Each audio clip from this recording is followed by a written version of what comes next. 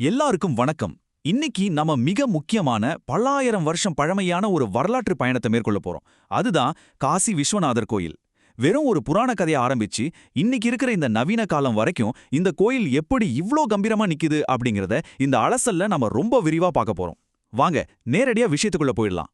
பிரம்மாவாலும் விஷ்ணுவாலும் கூட அளக்க முடியாத அந்த எல்லையற்ற பிரம்மாண்டமான ஒளி எது? இது வெறும் ஒரு சுவாரஸ்யமான கேள்வி இல்லைங்க. உலக புகழ் பெற்ற ஒரு பழமையான புராண கதையோட தொடக்கமே இதுதான். மனித கற்பனைக்கே எட்டாத ஒரு மாபெரும் படைப்போட கதையை இது சொல்லுது. அப்படிப்பட்ட அந்த ஒளி எதுன்னு தெரிஞ்சுக்க ஆர்வமா இருக்கா? தொடர்ந்து கவனிங்க. சரி, இன்னைக்கு நாம என்னென்ன விஷயங்களை அலச போறோம்னா, முதலாவது அகிலத்தின் நாயகன், இரண்டாவது ஜோதிர்லிங்கத்தோட புராணம், மூணாவது இந்த கோயிலோட வரலாற்று பயணம், நாலாவது தங்க வளாகம், கடைசியா இதோட ஆன்மீக முக்கியத்துவம். வாங்க ஆரம்பிக்கலாம். நமது முதல் பகுதி அகிலத்தின் நாயகன். பொதுவா விஸ்வநாதர் அப்படின்னா அகிலத்தின் நாயகன், அதாவது உலகத்துக்கே தலைவர் அப்படின்னு அர்த்தம். அடுத்து ஜோதிர்லிங்கம், இது சிவபெருமானோட உருவமற்ற எல்லையற்ற தன்மைய ஒரு நெருப்பு பிழம்பா, சுருக்கமா சொல்லணும்னா ஒரு ஒளியின் தூணா குறிக்கிற ஒரு பழமையான சின்னம். வாரணாசி அப்படின்னு அழைக்கப்படுற இந்த காசில தான் உலகத்தோட முதல் ஜோதிர்லிங்கம் தோன்றுச்சு அப்படின்னு ரொம்ப ஆழமா நம்பப்படுது. இதுதான் இந்த இடத்தோட ஆகப்பெரிய சிறப்பு. அடுத்ததா நமது 2வது பகுதி ஜோதிர்லிங்கத்தின் புராணம். ஒருமுறை படைக்கும் கடவுளான பிரம்மாவுக்கும் காக்கும் கடவுளான விஷ்ணுவுக்கும் இடையில தங்களுக்குள்ள யார் பெரியவர் அப்படிங்கிற ஒரு விவாதம் வந்திருக்கு. அப்போ சிவபெருமான் அவங்களுக்கு முன்னாடி ஒரு எல்லையற்ற ஒளித்தூணா தோன்றி நின்றார். இதோட உச்சியை கண்டுபிடிக்க பிரம்மா அன்னப்பறவையா மாறி வானத்தை நோக்கி பறந்தார். விஷ்ணுவோ பன்றி உருவெடுத்து அதோட அடியை தேடி பாதாளம் நோக்கி போனார். ஆனா 2 பேராலையும் அதோட எல்லையே கண்டுபிடிக்க முடியல. அப்படி இருந்தும் பிரம்மா தான் உச்சியை கண்டுபிடிச்சிட்டதா பொய் சொன்னார். அதனால அவர் சபிக்கப்பட்டார். ஆனா விஷ்ணு ரொம்பவே பணிவோட உண்மையை ஒத்துக்கிட்டதுனால அவர் சிவனுக்கு நிகரா இன்னைக்கு வரைக்கும் நித்தியமா போற்றப்படுறார். இந்த கதை பொய்க்கு கிடைக்கிற தண்டனையும் உண்மைக்கு கிடைக்கிற வெற்றியும் நமக்கு ரொம்ப அழகா உணர்த்துது. 3வது பகுதிக்கு போயிடலாம். ஒரு வரலாற்று பயணம். இப்போ பல நூற்றாண்டுகளா இந்த கோயில் கடந்து வந்த பாதையை கொஞ்சம் திரும்பி பார்ப்போம். 1194ல முகமது கோரியோட படையெடுப்புல அசல் கோயில் இடிக்கப்பட்டுச்சு. அப்புறம் அது மீண்டும் கட்டப்பட்டு மறுபடியும் 1669ல உலரங்க சீப்பால இடிக்கப்பட்டுச்சு. இப்படி பல போராட்டங்களுக்கு பிறகு 1780ல இன்னைக்கு நாம பார்க்குற இந்த கோயில் கட்டப்பட்டுச்சு.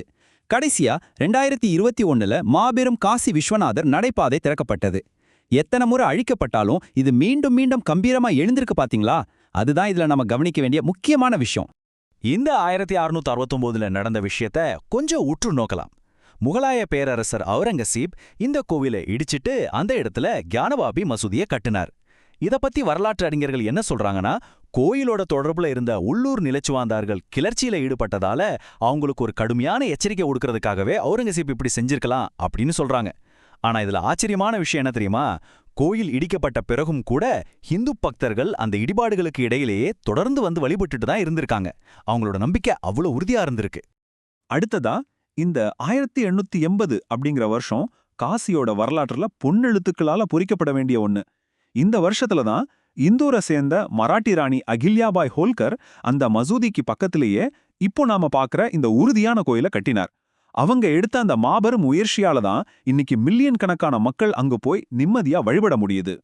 அடுத்ததா நமது 4வது பகுதி தங்க வளாகம். 1 டன் தங்கம் கேக்குறப்பவே மலப்பா இருக்குல்ல? ஆமாங்க, 1835ஆம் வருஷம் சீக்கிய பேரரசர் மகாராஜா ரஞ்சித் சிங் இந்த கோவிலோட கோபுரங்களுக்கு முலாம் பூசுறதுக்காக சுமார் 1 டன் தங்கத்தை நன்கொடையா வழங்கினார். இதனாலதான் இந்த கோவிலை காசி தங்க கோயில்னு பெருமையா அழைக்கிறாங்க. இந்த கோயில் வளாகத்துல இருக்கிற மற்ற சிறப்பம்சங்களையும் கொஞ்சம் பார்ப்போம். மையப்பகுதியில ஒரு வெள்ளி பீடத்துல சுமார் 60 சென்டிமீட்டர் உயரத்துல மூலவர் லிங்கம் அமைஞ்சிருக்கு. இதுல ரொம்பவே எமோஷனலான ஒரு விஷயம் என்னன்னா, இங்க இருக்கிற ஞானவாபி, அதாவது ஞான கிணறு பத்தின கதை தான். முன்னொரு காலத்துல படையெடுப்பு நடந்தப்போ அந்த ஜோதிர்லிங்கத்தை காப்பாத்துறதுக்காக கோயிலோட தலைமை அர்ச்சகர் லிங்கத்தை கையில ஏந்திக்கிட்டு அப்படியே அந்த கிணற்றுக்குள் குதிச்சிட்டாரு அப்படின்னு ஒரு வாய்வழி கதை இங்க ரொம்பவே பிரபலம். இது மட்டும் இல்லாம இந்த வளாகத்தை சுத்தி காலபைரவர், விஷ்ணுன்னு பல தெய்வங்களுக்கும் சன்னதிகள் இருக்கு. இந்த 10 கோடி அப்படிங்கிற பிரம்மாண்டமான எண்ணிக்கை எதை குறிக்குதுன்னு உங்களால யூகிக்க முடியுதா? 2021ல கங்கை நதியையும் கோயிலையும் இணைக்கிற காசி விஸ்வநாதர் நடைபாதை திறக்கப்பட்டுச்சு. இதை செயல்படுத்துறதுக்காக பல கட்டடங்கள் எல்லாம் மாற்றி அமைக்கப்பட்டன.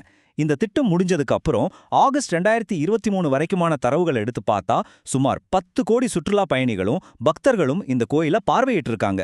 இது நிஜமாவே ஒரு பிரமிக்க வைக்கிற மைல்கள் தாங்க. இறுதியாக நமது 5வது பகுதி, ஆன்மீக முக்கியத்துவம்.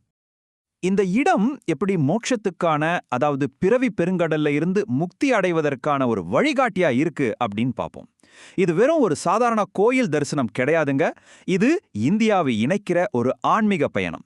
பக்தர்கள் முதல்ல புனித கங்கையில நீராடி காசி விஸ்வநாதரை வழிபடுறாங்க. அப்புறம் அங்கிருந்து கங்கை நீரை எடுத்துக்கிட்டு நேரா தெற்கே இருக்கிற ராமேஸ்வரத்துக்கு வந்து வழிபடுறாங்க. மறுபடியும் அங்கிருந்து மணலை எடுத்துக்கிட்டு காசிக்கே திரும்புறாங்க. இந்தியாவின் வடக்கையும் தெற்கையும் இணைக்கிற இந்த ஒரு ஆன்மீக சடங்கு பல நூற்றாண்டுகளா தொடர்ந்து நடந்துட்டே இருக்கு. ஆன்மீகம் அப்படின்னா வெறும் சடங்குகள் மட்டும்தானா? நிச்சயமா இல்ல. அது ஒரு மாபெரும் கொண்டாட்டமும் கூட. ஹோலி பண்டிகைக்கு முன்னாடி பார்வதி தேவியோட பாபா விஸ்வநாதர் திரும்பவும் காசிக்கு வரத குறிக்கிற விதமா ரங்கபாரி ஏகாதசி அப்படின்னு ஒரு நிகழ்வு கொண்டாடப்படுது. தமருகம்னு சொல்லப்படுற முரசு ஒளிகள் அதிர மக்கள் மேல வண்ணங்களை பூசிக்கிட்டு இதை ரொம்ப விமர்சையா கொண்டாடுவாங்க. இது இன்னைக்கு நேத்து வந்ததில்ல. சுமார் 200 வருஷ பழமையான பாரம்பரியம். இது மட்டும் இல்லாம சப்தரிஷிகள் சிவனுக்கு செய்யற திருமணச் சடங்குகளான சப்தரிஷி ஆர்த்தி மாதிரியான நிகழ்வுகள்லாம் காசியோட கலாச்சாரத்தை இன்னிக்கும் உயிர் போட வச்சிருக்கு. காசிய பத்தி ரொம்ப பிரபலமான ஒரு ஐதீகம் ஒண்ணு இருக்கு. காசிக்கு சென்று விஸ்வநாதரை தரிசிச்சதுக்கு அப்புறம் உங்க வாழ்க்கையில இருக்கிற ஏதோ ஒரு ஆசைய, ஒரு பற்றுதலை நீங்க அங்கேயே விட்டுட்டு வந்துடணும். இப்ப நான் உங்ககிட்ட கேக்குறேன், நீங்க காசிக்கு போனா உங்களோட எந்த ஆசைய அங்க விட்டுட்டு வருவீங்க? கொஞ்சம் யோசிச்சு பாருங்களேன்.